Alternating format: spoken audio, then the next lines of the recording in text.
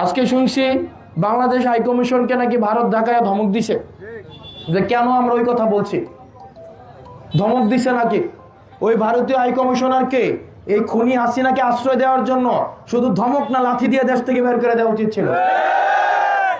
আপনি আমার দেশের সন্ত্রাসকে আপনি পেলে পুষে বড় করবেন, তাদেরকে ট্রেনিং দিবেন, তাদেরকে অর্থ দিবেন। অন্তত 30,000 আওয়ামী লীগ কর্মী আছে পাসপোর্ট এবং ভিসা ছাড়া ভারত আশ্রয় দিয়ে রাখছে, রাখে নাই?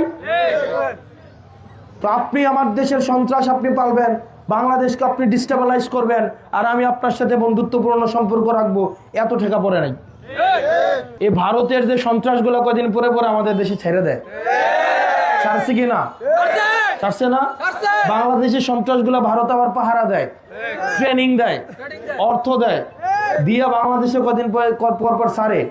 আমাদের দেশে এসে দুষ্কর্ম করে না, তাদেরকে বারবার করে বলা হয়েছে